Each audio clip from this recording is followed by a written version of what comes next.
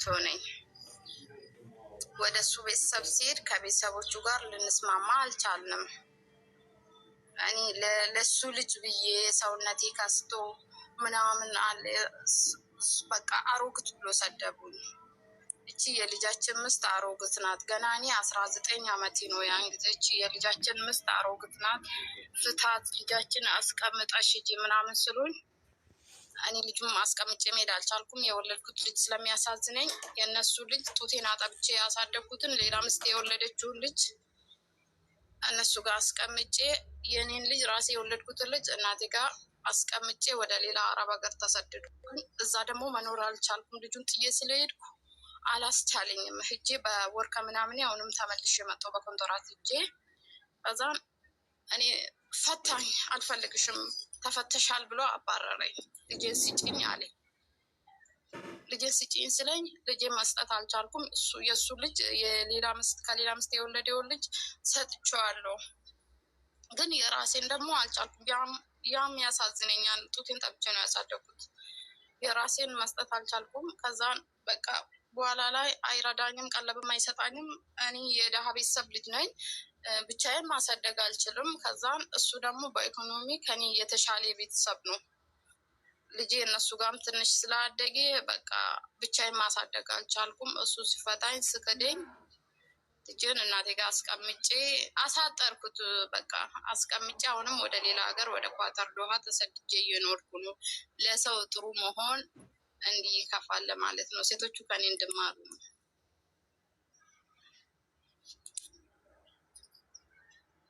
ታሪኬ ይሄ ነው።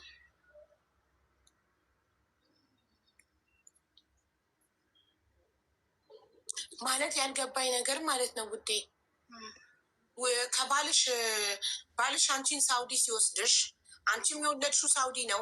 የባልሽ የመጀመሪያ ሚስት የወለደችው ሳውዲ ነው። የባልሽ የመጀመሪያ ሚስት ደግሞ አንቺን አግብቶ ሳውዲ በማምጣቱ ተናዳ ልጁን አልፈልግም ስትል አምጣን ያሳድግልሃለሁ ብለሽ ተቀብለሽ እያሳደግሽ የነበረው አንቺ ነሽ። ከዛ 2 ልጅ መቀለብ አልችልም ብሎ ወደ ኢትዮጵያ ሸኛችሁ። ከአንቺና ከዛችኛው ሚስት የወለደውን 2 ልጅ አስይዞ ሸኘሽ። እኔ እርጉዙኝ ነው ልጅ የእሱን ልጅ የምስቱን ልጅ ይዤ ኢትዮጵያ የገባሁት። 2 ልጅ አንድ ላይ ማሳደግ አልችልም ስለኝ በቃ ከዛ ሀገር ተካንሰልኩና ገባሁ። አዎ ገባሽና ከዛም በኋላ ለእሱ ቤተሰቦች ነው ወይስ ለእሷ ቤተሰቦች ነው የሰጠሽው ህፃኑ? ወደ ራሴ እሱ ቤተሰቦች ጋር ይዤ አልተመቸኝም። ኑሮን ከነሱ ጋር አልተስማሙም። ቤተሰቦች ጋር ሄድኩኝ። እሺ ኖ የእሱን ልጅ እሱ ከዛ የወለደውን ከሌላ ሴት የወለደውን ልጅ ለማን ሰጠሽ? ለራሱ ቤተሰቦች ይዤ ነው የሄድኩት። መጀመሪያ የፈታሻ ቤቱ ገብቶኛል እኮ ለእሱ ቤተሰቦች በኋላ ከፈታኝ በኋላ ለእሱ ቤተሰብ ነው የሰጠሁት። ኦኬ ጥያቄ የነበረው ለእሷ ቤተሰብ ሰጠሽላት ወይስ ለእሱ ቤተሰብ ነው? እሷ አትፈልግም፣ ለእሱ ቤተሰብ ነው የሰጠሁት። ከዛ የራስሽን ልጅ ደግሞ የራስሽ ቤተሰብ ጋር አስቀምጠሽ ሌላ አረብ ሀገር መጣሽ አይደል? መጥቼ ነበረ እዛ አልቻልኩም። የመጀመሪያ ስለሆነ ከልጁ ተነጥቄ ሲሄድ ከዛም ደግሞ ድጋሜ ተመለስኩኝ። እዛም ተመልሼም ያለ እርዳታ መኖር አልቻልኩም። ልጄን ብቻ የማሳደግ ስላልቻልኩት ለእሱ ቤተሰብ። የት አረብ ሀገር ሄድሽ? ጆርዳን ነበር የሄድኩት። ጆርዳን እየሰራሽ እየላክሽ ልጅሽን ቤተሰቦች ጋር እያሳደግሽ ነበር? አልሰራሁም እኮ ወር ከምናምን ብቻ ነው የሰራሁት። በቃ ጭንቅላቴ አልቻለም። ተመለስኩኝ። እሺ ተመለስሽና ከዛ ልጅሽን ከቤተሰቦችሽ ወስደሽ አቅምሽ ስላልፈቀደ ለሱ ቤተሰብ ሰጠሻቸው? ለሱ ቤተሰብ ሰጠዋቸው። ልጁንም ተቀበለኝ። አሁን ከልጄ ጋርም አያገናኘኝ። ታዲያ ራስሽ ነሽ አልፈልግም ብለሽ የሰጠሽው እኮ። ማሳደግ አልቻልኩማ ብቻዬን። አንድ ልጅ ከበደሽ። ኢትዮጵያ ውስጥ ኖር ምንም ስራ የለኝም። ገጠር ነው ቤተሰቦች ገጠር ነው የሚኖሩት። ሰው ቤት ተቀጥረሽ አታሳድጊም? አንድ ልጅ ከበደሽ። ሀቢባ ከነ ልጅ ማን ሰው ይቀጥራል? ልጄ በእጁ እቃ ሰው መንገድ ላይ በቆሎም ሽጦ እያሳድጋል ልጅ። በቆሎም ሽጦ ሽንኩርቱም ቸርችሮ። አሁን እሺ አሁን ራስሽ በገዛ እጅሽ የሰጠሽውን ልጅ አሁን አያሳየኝም ነው ክሱ? ኖ አያሳየኝም። እኔ ትምህርት ሰው ለእኔ ለሱ ብዬ እኔ ጡቴን አጠብቼ ለሱ ብዬ ከሳውዲ ብሎክ ተደርጌ ወደ ኢትዮጵያ መልሼ እሱ መልሶ ፈታኝ ከዳኝ። ለሱ ብዬ ፊቴ ከስቶ ሴቶቹ ከኔ እንድማሩ ነው። ለወንድ ብሎ ፊቴ ከስቶ አሮግት አሉኝ። በ10 ምናምኔ አሮግት ነሽ፣ ለልጃችን አትመጥኝም፣ ፍታት ተብሎ ፈታኝ። ለወንድ ብሎ እንደዚህ መሆን አስፈላጊ አይደለም። ለወንድ በአጠቃላይ እህቶችሽን ለወንድ መስዋዕት አትክፈሉ ብለሽ ለማስተማር ነው የመጣሽ። ጎበዝ፣ በደንብ ንገሪያቸው። አይሰሙማ። በትክክል እኔ ለሱ ብዬ ነው ፊቴ ከሳው። ያልወለድኩትን ልጅ አጠብቼ 2 ዓመት ሙሉ ከወለድኩት ልጅ ጋራ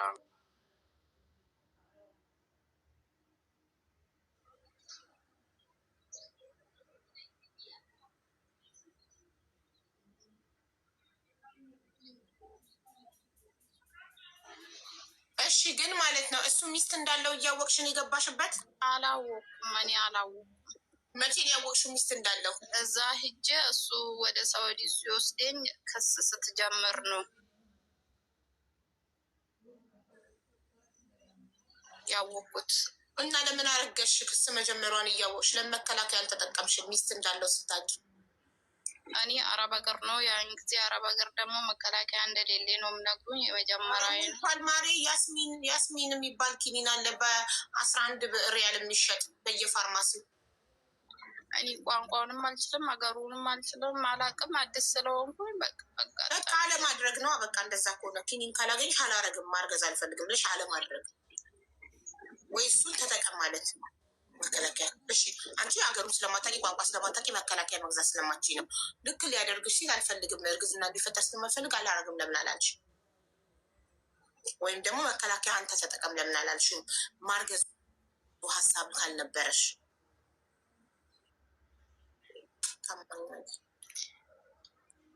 ያን ጊዜ እንደዚህ ይህንን አልደፈራ አይደለውም። እሺ አሁን ልጅሽ ስንት አመቱ ነው? በኮሮና ጊዜ ነው የተወለደው፣ 6 ዓመት። እና አሁን ካየሽው አንቺ በአይነሽ ልጅሽን ስንት ጊዜ ሆነሽ? 2 ዓመት ሊሞላኝ ነው። በ4 ዓመቱ ነው ለመጨረሻ ጊዜ ያየሽው? ኦኬ። እና አሁን ስራ አልጀመርሽም እስካሁን? ለምን አትቀበያቸው? ስራ እየሰራው ነው። ኳተር ነው ያለሁት እኮ መዳም ቤት። ማሻላ እዚህ ካለሽ ታዲያ ጥሩ ደሞዝ ካለሽ ይሽን አትቀበይም? እሺ ኢትዮጵያ ስያለሽ ማሳደግ አይሰጡኝም። ሰድባቸው ደውላችሁ ብር እየላክሽ ደውለሽ መጠየቃቸው የምትሸጥ?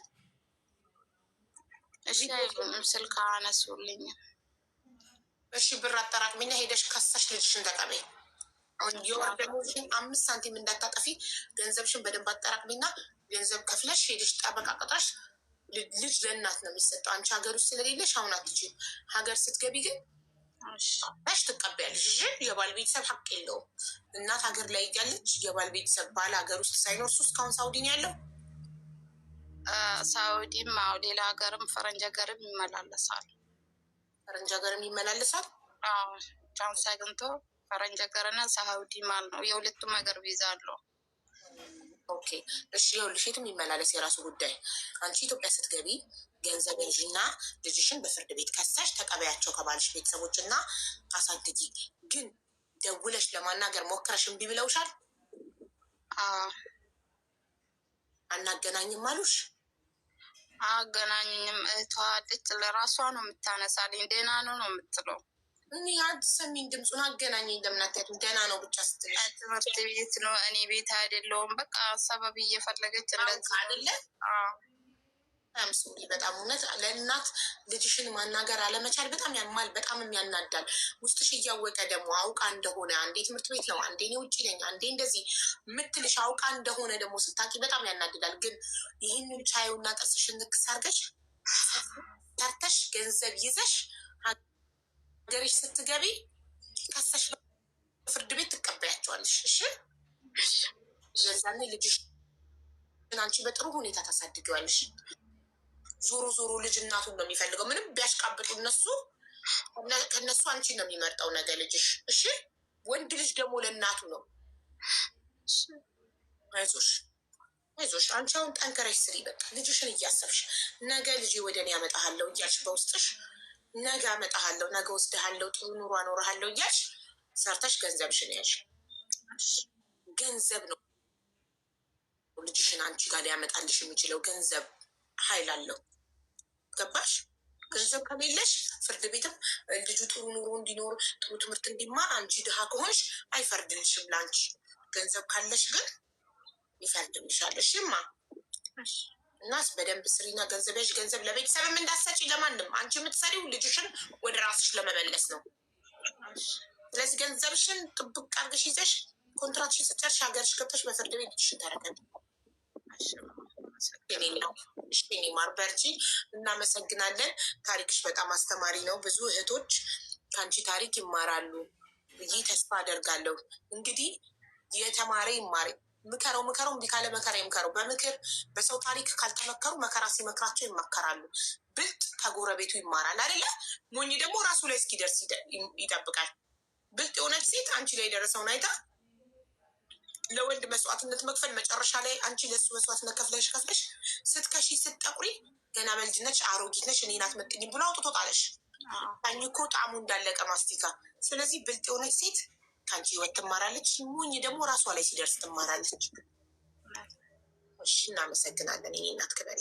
እሺ አመሰግናለሁ። እኔ ውድ ማን ነው ማሚ? ውዶቼ እሺ ውዶቼ ማን ነው ማሚ?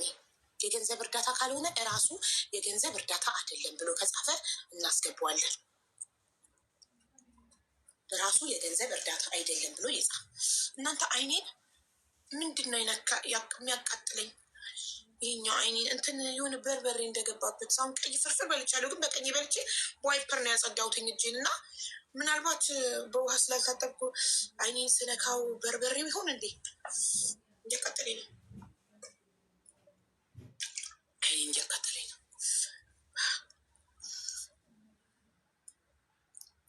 እሺ አይደለም ኦኬ። ይሄ ሁሉ ህዝብ አይደለም ብሏል ጋይስ። ከገባ በኋላ የገንዘብ ሆኖ ከተገኘ እናሰናብቷለን። ሳቡት ሞዴሬተሮች አለው ይበልና አበባ ካለ ከአበባ ላክ፣ አበባ ከሌለ ጻፍ ወንድሜ።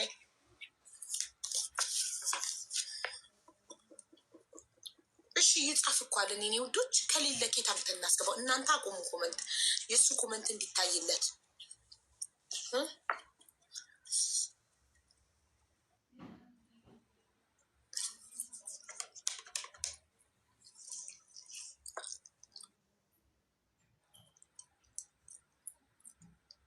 ወንድሜ ጻፍ።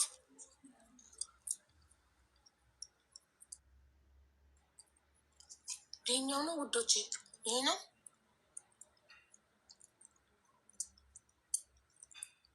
ትክክል። በአማርኛ አይደለም በእንግሊዝኛ መሐመድ የሚል እሱ ነው። አንተ ነህ ወንድሜ? አዎ ነኝ ሀቢባ። ሰላም አለይኩም።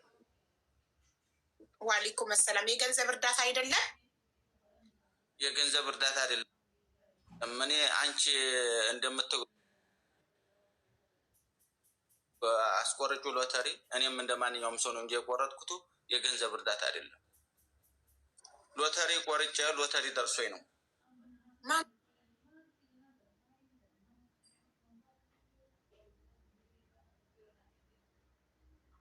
የራሱ ስሙ ግን ጌታቸው ነው። እሺ ምንድን ነው የሚያስቆርጠው? ባስ ነው የቆረጥ ነው። በሰዓቱ ባስ ነው የቆረጥ ነው። በ300 ሪያል ቆረጥ ነው። ሁሉ ባስ ማለት መኪና ባስ? አዎ ፍቃድ አለው ፍቃድ አለው ብሎ ነው በሰዓቱ። ግን በኋላ ላይ ምንም ነገር ማዞር አይቻልም። ወደ ማንኛውም ሰው መዞር አይችልም። ሰው ደግሞ ይበላችኋል። እናንተ ናችሁ ጥፋተኛ። ህጋዊ ይሁን አይሁን ፍቃድ ይኑረው ሳይኑረው ከቆረጣችሁ ምን የማን ችግር ነው? እኛ በምን እናውቃለን? ምንም ነገር የጸዳ ነው። ከመቆጣችሁ በፊት መጠየቅ ነው። ፍቃድ አለክ ወይስ የለክም ብሎ። ሰክሰስ ፕላስ ቻሪቴብል ኦርጋናይዜሽን በኢትዮጵያ 2000 ብር ትኬት የቤት ባለቤት ለመሆን ስትቆርጡ ፍቃድ እንዳለው አውቃችሁ ኢትዮጵያ ውስጥ የሚገኝ ድርጅት ቢሮ ያለው መንግስት ፍቃድ የሰጠው እንደሆነ አውቃችሁ ነው የምትቆርጡት። 2000 ብሩን አይደል? አንድ ግለሰብ ቢሮ ከሌለው ፍቃድ ከሌለው ህገ ወጥ ስራ እኮ ነው እየሰራ ያለው እኮ። ህገ ወጥ በሰዓቱ ላይ ይህን አላወቅንም እኛ፣ ይህን አልተረዳንም። ማንኛውም ሰው እጣ እየጣለ ነው። እጣ የጣለውን ሲጥል 300 ሪያል ነው የቆረጥነው በዚህ ሀገር። አቆረጥን በኋላ ያ መኪና በስም መዞር አይችልም። አጭበረበረን። የ600 ህዝብ ስንት አንድ ዕጣ በስንት ነው የቆረጣችሁት? አንድ ዕጣ 300 ሪያል። ማሻአላ በኢትዮጵያ ልምታላችሁ። ቆይ ለቤት እንኳን 180 ሺህ ነው ለሱ የደረሰው። 300 ሲባዛ 50 ቆይ በሪያል በብር ስንት ነው አንድ ዕጣ? በለው 15,000 ብር ለባስ። እሺ ምንም እና ታዲያ አሁን ምን እናርግኛ? በቃ ድምፅ ሆኖ ልጁንም እንድታቀርቡልኝ እንድታሰጡኝ ምናልባት ወጥ የሚሰራ ሰው እዚህ ጋር ማስታወቂያ ልስራልህ አስገብቼ ፎሎ ላስደርገው። አልጠራውም ቤቴ። እኔ ይቅርታ አድርግልኝ ወንድሜ፣ እኔ ቤት አልጠራም። ህገወጥ ስራ የሚሰራ ሰው አምጥቼ አላስተዋውቅም በቤቴ። የእኔ ቤት መቀለጃ አይደለም። መጀመሪያ ብራችን ልጁ ህጋዊ ነው። ምናልባት እናንተ ስትደውሉና ወደዚህ ስታቀርቡት ስራው ህገወጥ ነው። መንግስት ፍቃድ ሊሰጠው ይገባል። አንድ ሰው እጣ ሲያስቆርጥ ከብሔራዊ ሎተሪ እና ከመንግስት ፍቃድ ያስፈልጓል። ዝም ብሎ እጣ አይቆረጥም እኮ። 300 ሪያል ማለት እኮ በኢትዮጵያ 15,000 ብር ነው። ከዚህ ሁሉ ህዝብ በ15,000 ሲለቅም ፍቃድ ከላይ ነው የምትለኝ? ምኑን ነው? እና ኢቃማ መኖርህ ኢቃማ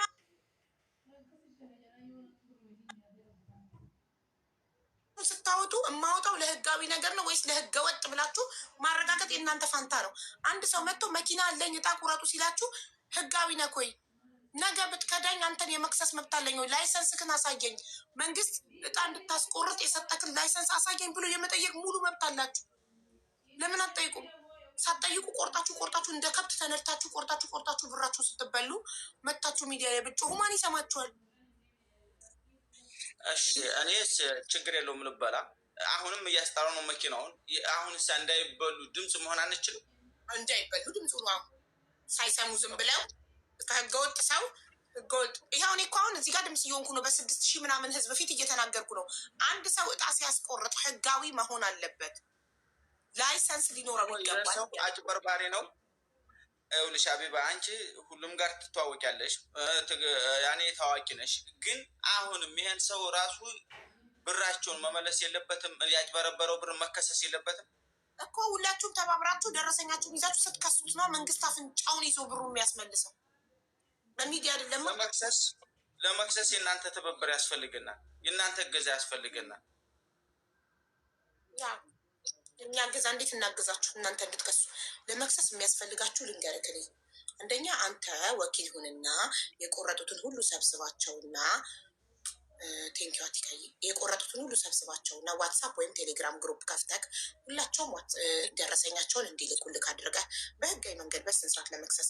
ከዛ አንተ ሳውዲ ሆነ የምትኖረው ዱባይ ከሆነ በምትኖርበት ሀገር ኤምባሲ ሄደክ እነሱ ውክልና ይስጡክና ለአንተ አንድ ሰው ውክልና ተቀብሎ ነው ሄዶ ሰብስቦ ደረሰኙን በዶክመንት መክሰስ የሚቻለው። ገባክ? እንደዚህ ነው የሚገኘው። አንድ ሁለተኛ ነገር ደግሞ አንተ ቪዲዮ ስራ፣ እኛ ሼር ዲዩት ሪፖስት እናደርግላቸዋለን። ቪዲዮ ሰርተክ ከዚህ ግለሰብ ይኸውልህ ፕሮፌሽናል የሆነ ቪዲዮ ከዚህ ግለሰብ መኪና እጣ አስጥላለሁ ብሎ ይህን ያህል ሰው ስንት ናችሁ? 600 ብስሚላ ማሽ 100 ሰው ጋይስ፣ በኢትዮጵያ እኮ በጣም ብዙ ነው። 600 ሰው። እሺ የአንዱ እጣ ዋጋ ስንት ነው? 300 ሪያል። 300 ሪያል ጋይስ፣ 300 ሪያል ማለት በኢትዮጵያ 15,000 ብር ነው። 15,000 ብር። እሺ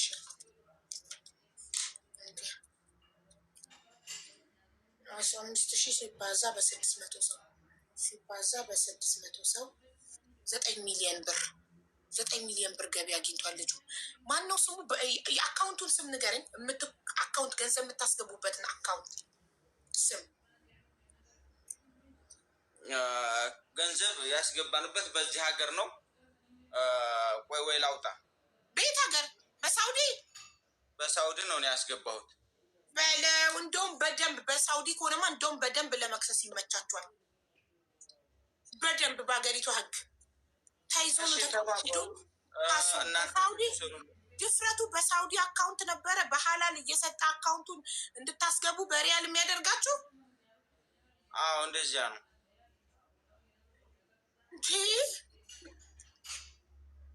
እንደም ኢትዮጵያ ቢሆን በሙስና ምናምን ይሸፋፈላል ትላላችሁ። እሺ በሳውዲ ከሆነ አካውንት ነምበሩን ይዛችሁ ተደራጅታችሁ ለምን ኤምባሲ አትሄዱ?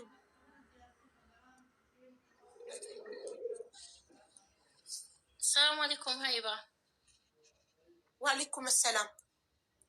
ስሚኝማ እህት፣ ይህንን አሁን ሳውዲ አረቢያ ለሚኖር ሰው አንዱ ሪያድ፣ አንዱ ጣይፍ፣ አንዱ እንትና ላለ ህዝብ ማለት ነው አንድ ግለሰብ መሰብሰብ አይችልም። ገብቶሻል? ይህን ላድርግና ደርሶኛል ኤምባሲ ልክሰስ እንደዚህ እርዱኝ ብሎ ቢል ሁሉም በቃ አንድ ሰው ደርሶታል ብሎ ሁሉም ሀሳቡን ጥሎ እንደገና እንደ አዲስ መኪናውን እያስጣለበት ነው ልጁ ያለው።